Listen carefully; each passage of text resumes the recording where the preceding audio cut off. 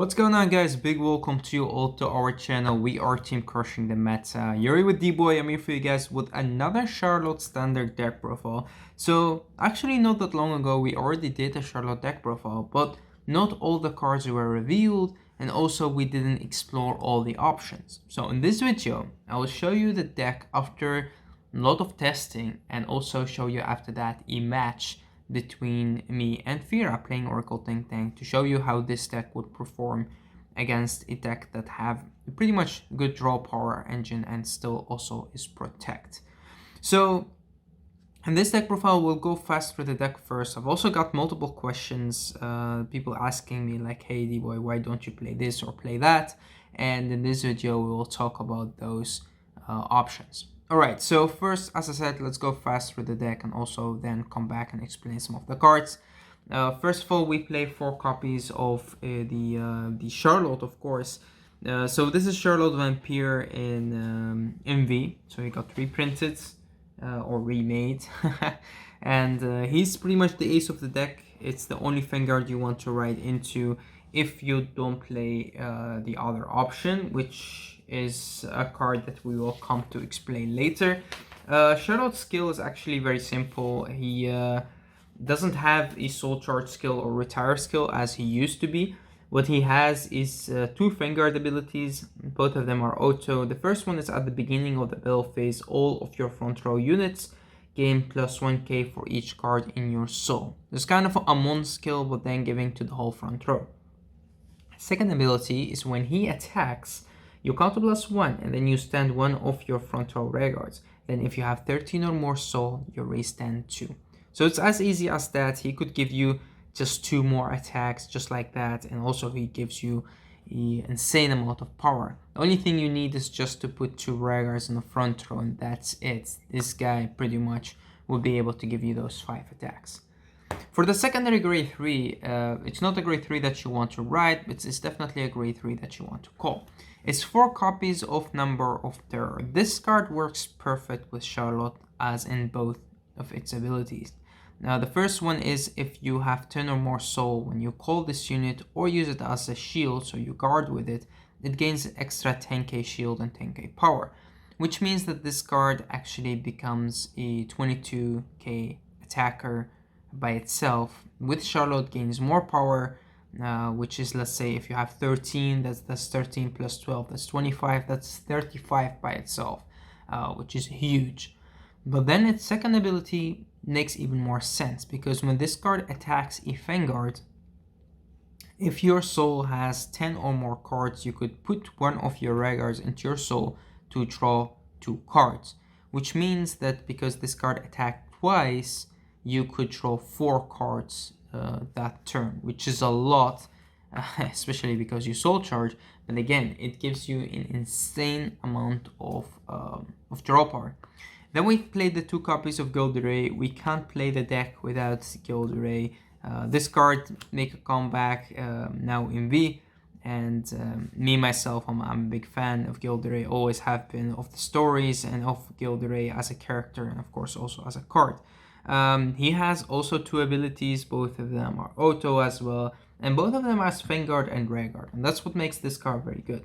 Is when this card is placed as Vanguard and Rearguard, of course, you counter blast 1 and then you call accurate 2 or less card from your soul, which means you could combine this card very well with multiple of your grade 1s, because your grade 1s could also soul charge, but some of them could also counter charge, which means again that this card just gives you a plus 1 by counter blasting 1, but sometimes if you get the counter charge back, then you pretty much it's kind of free, right?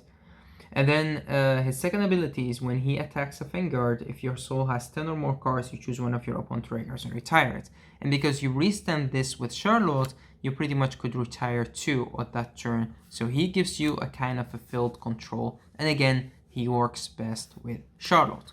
Now, to talk about the grade 3s, there is another grade 3 that you kind of want to run if you don't want to play Gilderay or you don't want to play Number of Terror. And that is another VR actually. So Brufus right here, you could play him as a 3-off or as a 2-off, pretty much up to you. But this card actually works very, very, very well with the deck. What it does is pretty much you have the first ability, which is by counterblasting one, you look at your deck and then you could soul charge as much cards as you want.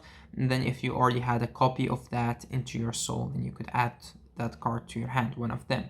And the good thing about that is let's say if you have already soul charged a Scharhrot, but you don't have him in your hand, this card could pretty much get you that Scharhrot to your hand. So that's good, but also it just helps to fill the soul. Second ability is when he attacks, if you have 2 or more grade 3s in your soul, then you could retire one of your opponent's Vanguards, and if you did, then this card gains that power and it's crit.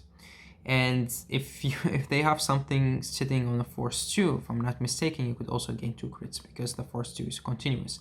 So that's also very nice that this guy could work with that. But pretty much the good thing about this card is it's a very, very, very good first right target. You don't want to ride into it as a second right target, you want to ride into it as a first right target. Why?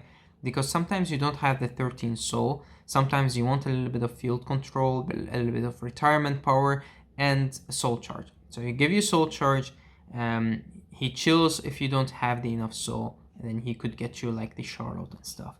So a lot of people are tagging this card into the deck, which I could understand. If you want to tag him into the deck, then I would say play at least 2 or 3, and then take out the Guild Array and play like, let's say, 3 copies of Number of Terror, and then you will play 4-3-3, or 2-4-4 if you want, or 2-4-2-2. It's pretty much up to you.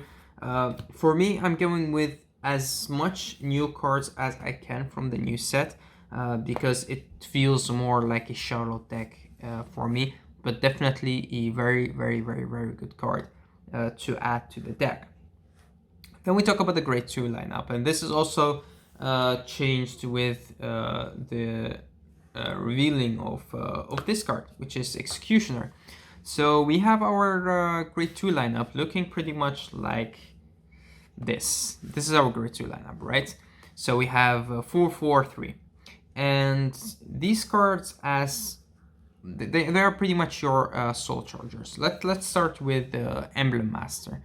As when this card got revealed from the last wave of support for the Irregulars, we all knew that this would definitely be a very good stable, because his first ability is important as he gains power and shield value, which makes him a very good attacker but also an interceptor and a target for your opponent to retire or to just attack. And that's very, very, very good, especially in this deck, because you benefit from that power because you restand, and because of Scharhrot ability, of course. That's definitely good. And then his second ability is also Vanguard and Vanguard, which makes him very good as he was also a very good right target. You counterblast 1 when this card displays auto ability, of course, and then you search your deck for or drop zone. And that's what also makes this card very good, is you search deck or drop zone, because sometimes you lose some cards into the drop zone. And then a total of 3 cards, and then you put them into your deck. So you target something that you already have, and then you pretty much soul charge that. And the good thing about this card is that if you play a lot of 4-offs, as I do, his ability becomes even better, because there is even more to target and more to choose.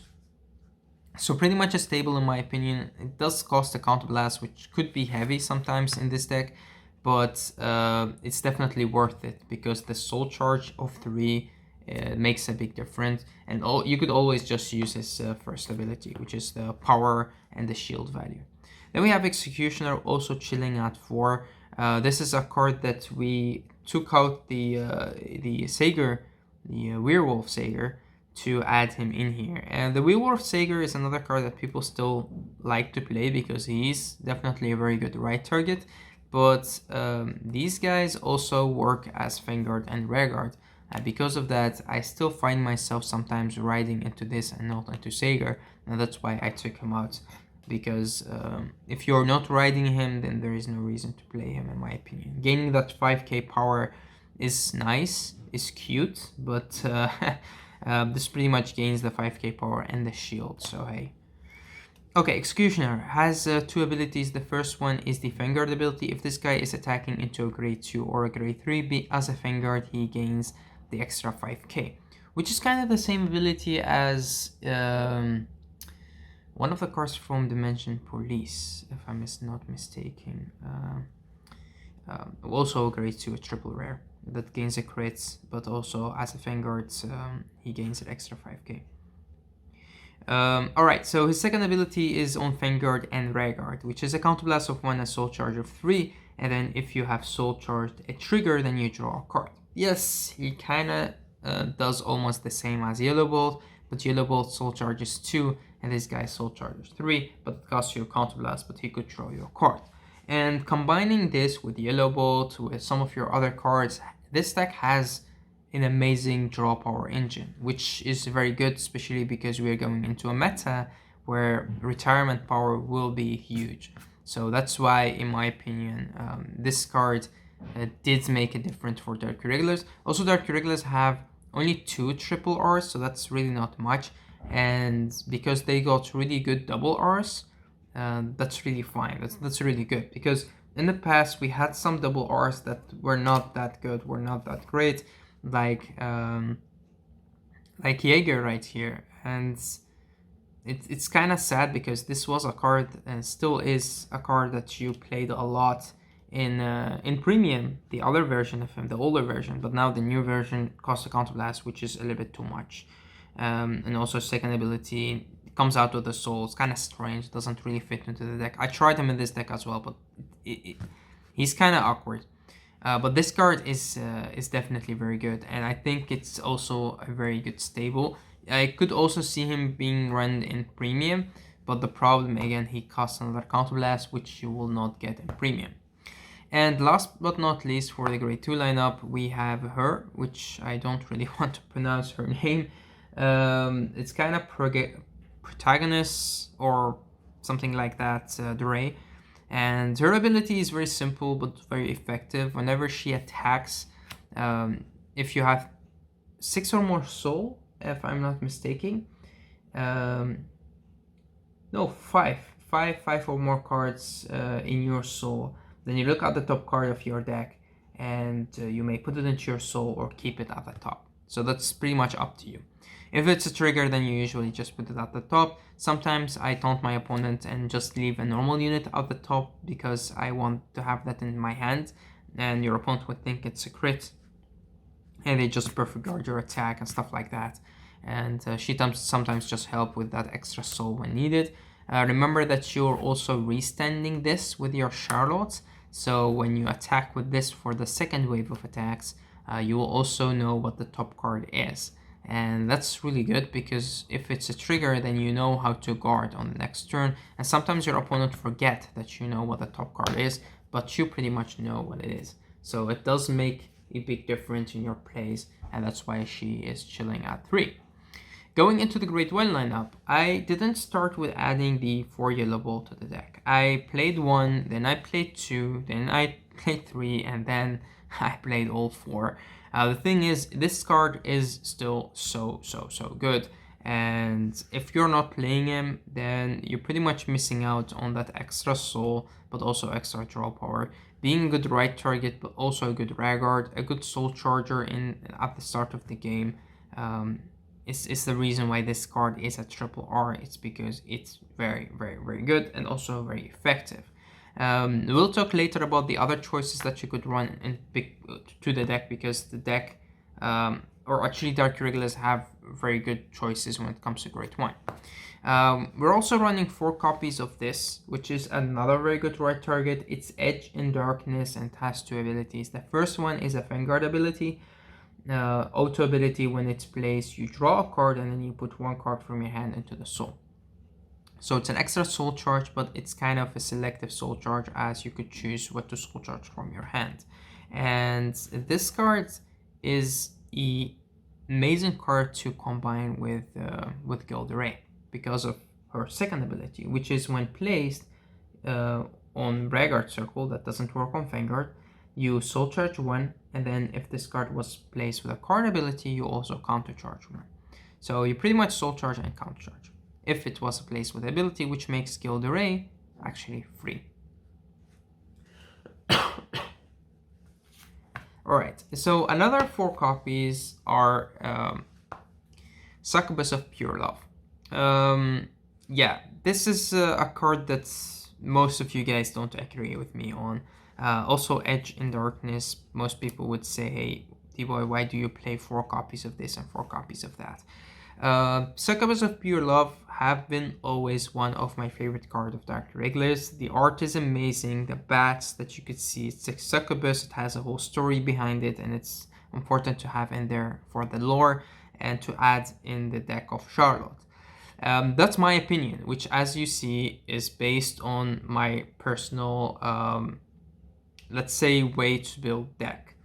Some people would say, hey, I would take this out and then I would play 2 or 3 copies of Alluring Succubus because Alluring Succubus is better, and by counterblasting 1, she could kind of soul charge your grade 3 but also get your grade 3 to your hand, and with that you're pretty much doing better than Succubus of Pure Love. Other people would say, hey, you are not running one of the best great ones in the whole Dark Irregular deck, which is Killer Tail. And the reason why I'm not running Killer Tail or Alluring Succubus is actually very simple. You need your great ones to be on the field, and you need your great ones to be disposable. Why? Because you are using Number of Terror. Number of Terror will eat up all of your great ones. There is no reason to use Killer Tail to target her with cards like Emblem Master and go through all of that, and then after that on the next turn you will just use Number of Terror and then you eat her up, and you'll never see Gilded Array and you'll never call her again. That's just stupid. That's one of the reasons that I don't want to run Killer Tail. It's a card, it's a 6k, it doesn't really gain any power, and yes, it does restand, yes, it does give you 1 soul charge and 1 counter charge, but it is not flexible and it doesn't fit the deck. If you're running Brewfest, then I would understand you want to run Killer Tail. It fits the theme of the deck more, but for me it doesn't work. Not in this deck, and definitely not in this theme deck. So that's why I'm not running her. And then we talk about Alluring Succubus. Alluring Succubus also leave an empty Vanguard circle behind her, which again, you don't want to do that. So you're paying 1 counterblast, which this deck is already counterblast heavy, and then you're hoping to get E grade 3 from the top 7. If you do not, then you just wasted a counterblast, and yes, you gain a soul charge, but that's really not much. Well, when you talk about Succubus of Pure Love, she pretty much gain by darkness, like if you have soul charge this turn, continuous ability or first ability, she gain an extra 5k, which means that's already good because she could be a 13k attacker, she could be a 13k booster, and her second ability is when she's placed, it's like all of these Stride Follows, which got reprinted. You check the top 5 cards, and then if a grade 3 is in there, you add that to the hand and you discard something. And the good thing about that is that you pretty much get to search for a grade 3, and if you don't get anything, it's good, it's fine. And also, she is a Vanguard and a Vanguard. Her ability works on Vanguard and Vanguard. And all of your grade 1 ability works on Vanguard and Vanguard. She has a Vanguard and Vanguard ability. She has a Vanguard and Vanguard ability, and the same goes for Yellow Bolt. And that's the thing. You're running actually cards that have the same theme and are very, very, very flexible, and you're running a lot of 4-offs, which makes the deck even more consistent and better, in my opinion. So that's the reason why I'm not running Killer Tail, not running Alluring Succubus, and also not running Brewfest. Brewfest is the only card that I would think about running. And then also, when it comes to other choices, we have these 2, which, as I explained, the reason why I don't run them.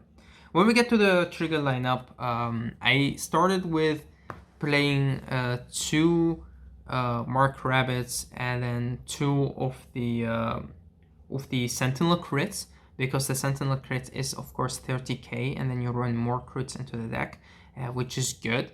But I find myself not really rewriting from a grade 3 to another that much, because you want to still always chill on Scharhrot.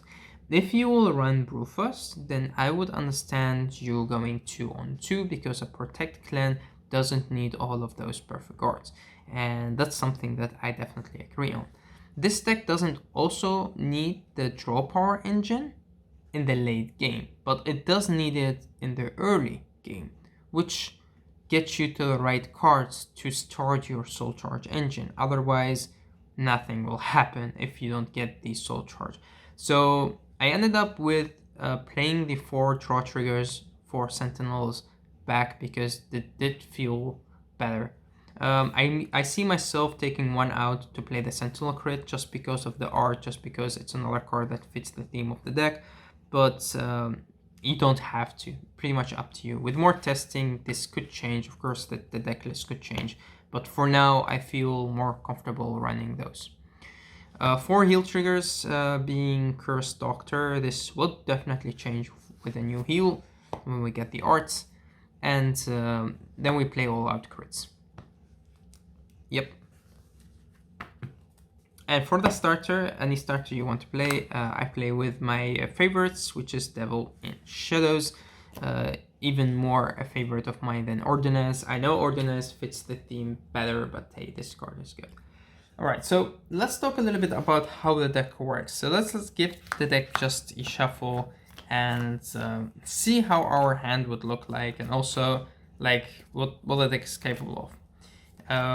Of course, I need to give it a good shuffle because the deck is in order as we did the deck profile. And the combo that I want to show you guys is with the number of terror and Scharhrot and the amount of soul charges that you could do in your early game, which is insane, right? So that's also why this deck is actually so good, is that it's simple. It makes me think about the way that Spike Brothers work, which is another deck that I love a lot.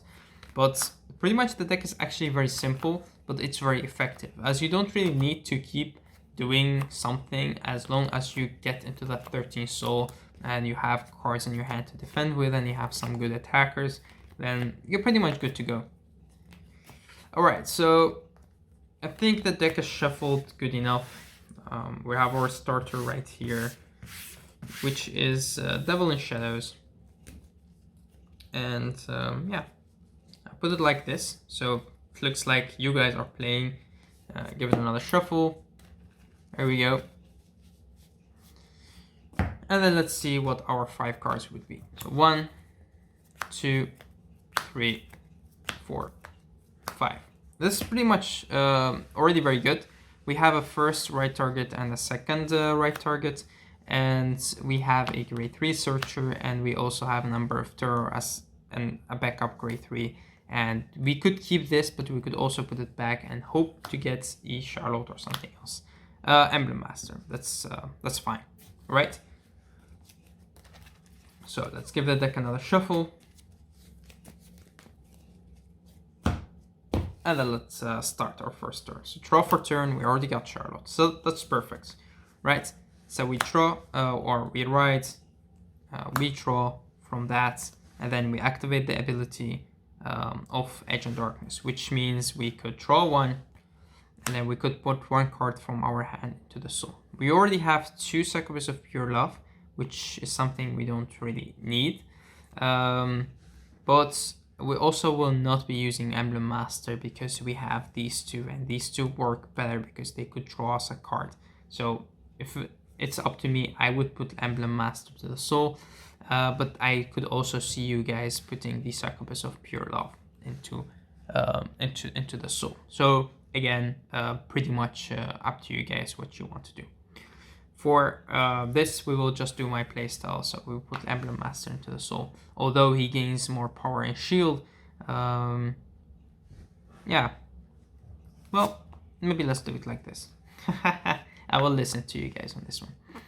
Alright, so that's actually it, because let's say we went first, and then it's up to them. So let's say they draw, they attack, and we have 1 damage. It's a critical trigger, and that's it. Okay, so it's our turn again. We draw for turn, and then we ride into this. This is an amazing right target because right now we could activate his ability by the counterblast of 1. We soul charge 3. 1, 2, 3. A trigger, so we draw. Right. Now, we put Succubus of Pure Love on the field because why not? And then we search from the top 5 cards. So that's 1, 2, 3, 4, 5. And we could get the Scharhrot to the hand. And then we discard something from the hands. There's no reason to have so much Executioners to that in our hands, so we could discard that. We discard 1 Executioner, and we keep all of these great 3s in our hand, because again, later on, they will give us the soul charge back. This is alright as a field. You could also put this on the field if you want to, put a little bit more pressure on your opponent. Do we have 7? We have 1, 2, 3, 4, 5, 6. We don't have 7, so I would keep it into your hand for now. This gain an extra 5k, so attack, drive check, nothing. And it's your opponent's turn. Let's say they attack us for 2 damage. 1, 2. We don't guard because we don't need to. We're cool. We stand and draw. And then we ride into Scharhrot. We gain a protect marker.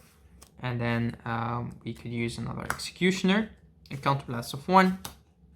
Soul charge of 1, 2, and 3. No trigger, no draw. And then we have 1, 2, 3, 4, 5, 6, 7, 8, 9, 10. 10 cards into your in the soul. We need 3 more, and that's when we could use the discard. But then we don't have counterblast to resend something, so we could do that, or we could not do that, and we could also do it a little bit different. So we could put this back, alright, and then we have a number of terror. We could put that on the field, and then we already had 10 cards into the soul, which is okay. Alright, so let's say that we start the battle phase. So our whole front row will get an extra 10k, which means it's attack for 19. And then we attack with number of terror, boosted. So this would be, he gained extra 10k because we had 10 cards in the soul. So this is 20, 30, 35. Okay. Then with his ability, you take out this card to draw 2. That's 1, 2. And then you attack with Scharhrot. You activate Scharhrot ability, counterblast 1, you stand number of terror. You drive check, 1, draw, power, draw, second, crits. I don't know if they guarded or not, but crit power or crit power there. And then you attack with number of terror again. Because it's not once per turn, you could eat up this to draw 2 more. And this is insane, right? Because you have 1, 2, 3, 4, 5, 6, 7, 8, 9, 10, 11, 12, 13. 13 cards in your soul. Being, I think, 3 perfect guards. 3 perfect guards. A right target. Another number of terror. Even more soul charges. And enough shield value to take you 1 more turn or 2 or 3 to guard anything. And that's the power of this deck. The number of terror works so good with Scharhrot. And now you also have 12 cards in your soul. You have 1, 2, 3, 4, 5, 6, 7, 8, 9, 10, 11, 12. Which means on the next turn, when you just ride into Scharhrot, you pretty much need to take 1 damage. And then you ride into Scharhrot, and then pretty much you're set to go to do another Scharhrot crazy turn. The only thing you need to keep in mind is you need 1 counterblast to work that Scharhrot turn. And you have nothing that could soul charge except Killer Tail, which is something that we don't play in the deck. But also, if you have played Killer Tail in this game, then you have needed to target her with Emblem Master. But that's pretty much how the deck works. It's actually, it's not that hard to pilot, but you just need to make the right choices sometimes. And as you saw, I just did this. This is also the first time doing it, and I mean for this video. And it doesn't really need like the right combo pieces to do this, because you're pretty much running a lot of 4-offs. If you get Yellow Bolt as a right target at the start of the game, that's even better. Yellow Bolt combined with the Executioner, that's crazy, because that's let's show you what that could do, right? Because you have Yellow Bolt, you have your starter. So after that turn, you already end up with insane amount of soul, because when you ride on top of Yellow Bolt, first you get the soul charge 2 from Yellow Bolt, no trigger, no draw, then counterblast 1 and a soul charge of 3, and then you already have, you also get a draw, but you already have 1, 2, 3, 4, 5, 6, 7 cards in your soul. 7 cards in your soul just by this 2-card combo, which again, that's what makes this card so insanely good, and Yellow Bolt as well. That's why we play 4/4. Alright guys, I hope that you enjoyed this video. I hope that this also cleared a little bit of the confusion of some of people that say, hey, I would play this or I would play that. It's pretty much also up to you to change the deck a little bit around. I could understand people taking out cards like Edge in Darkness to play Killer Tail. I could understand people cutting one number of terror to play Brufus with like taking out also Gilded Ray. It's also all possible. The reason why I don't play Brufus, as I said at the start of the video, is because I focus on Scharhrot and only Scharhrot. That's also the reason why we have 4 copies of Succubus of Pure Love, is to get us to that Scharhrot, because I want to play a Scharhrot deck and not a Brufus deck. Alright guys, thank you for watching. Until next time.